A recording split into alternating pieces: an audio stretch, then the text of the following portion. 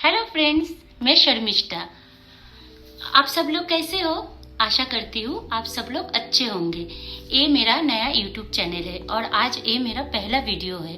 तो इस वीडियो में और यूट्यूब में आगे जाने के लिए मुझे आप सबकी सपोर्ट की बहुत ज़रूरत है। प्लीज़ फ्रेंड्स मुझे सपोर्ट कीजिएगा। जबकि आज ये मेरा पहला वीडियो है तो मैं आज आप लोगों के साथ भगवान से शुरुआत करूंगी, भगवान के दर्शन से शुरुआत करवाऊंगी। और मेरे घर में जो भगवान की मंदिर है मैं आप सबको आज वो दिखाना चाहता हूँ।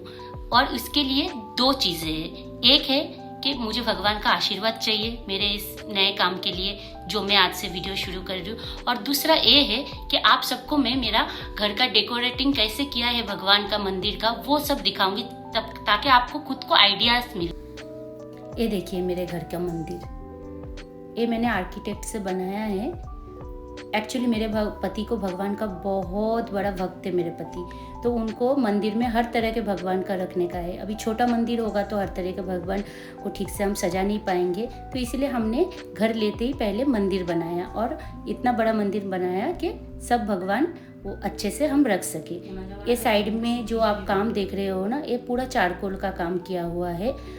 और ये जो साइड में आपको दिया दिखा है ये तो आपको लोकल मार्केट में किधर से भी मिल जाएगा।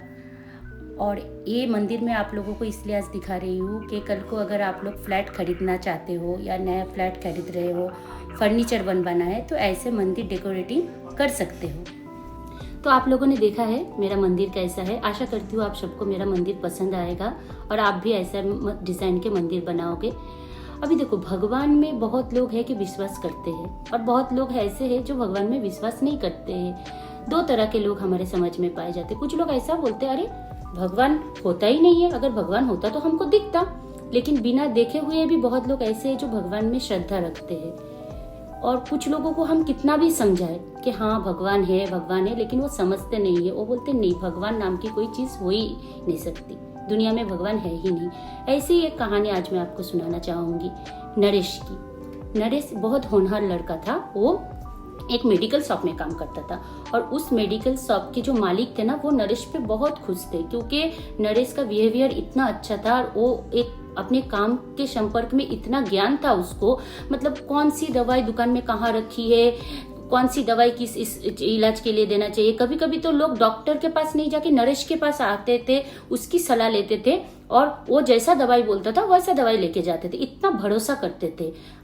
लेकिन नरेश के जो पिता थे वो भगवान में बहुत विश्वास रखते थे। वो हमेशा नरेश को समझाते थे कि बेटा भगवान पे विश्वास रखो, भगवान पे विश्वास रखो, भगवान होता है। लेकिन नरेश कभी भी अपने पिता की बात नहीं मानता था।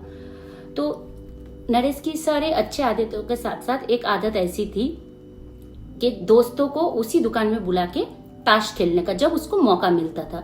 जब दुकान बंद करने का टाइम होता था, ग्राहक कम हो जाते थे, तभी वो अपने दोस्तों को बुला लेता था, उधर ताश खेलता था।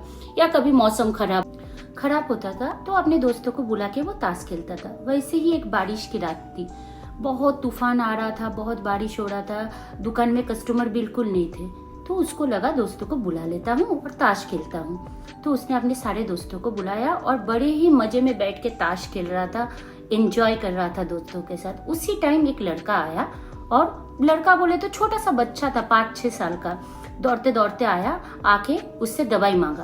तो थोड़ा सा चिड़चिड़ा स्वभाव हो गया था उसका कि अरे अभी इतना अच्छा गेम चल रहा है, मुझे बीच में से उठ के दवाई देना पड़ेगा।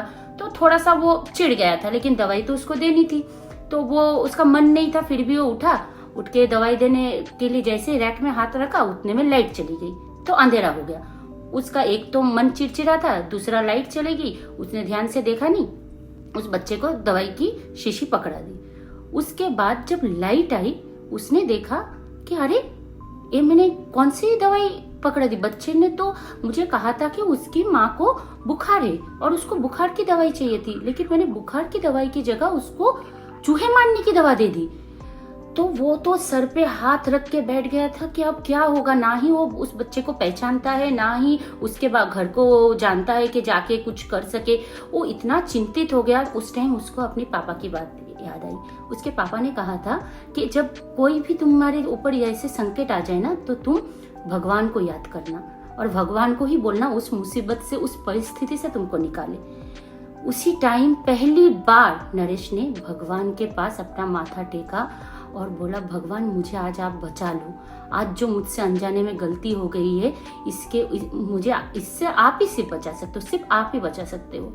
उतने में ही वो बच्चा दौड़ के आया, वो बच्चा रोते हुए आया और बोला मुझे दूसरी दवाई की बोतल चाहिए। तो नरेश ने पूछा क्यों, क्या हुआ, तुम रो क्यों रहे हो? तो नरेश तो डर गया कि रो क्यों रहा है बच्चा। तो बच्चा बोला, अरे मैं घर में घुस ही रहा था, आंगन में पूरा पानी पानी था क्योंकि बारिश की रात थी, तो आंगन पानी से भरा था। बच्चा दौड़ के जल्दी जल्दी में माँ का लेके गया दवाई। तो उतने में वो बोला कि मैं गिर गया और दवाई की पूरी शीशी टूट गई।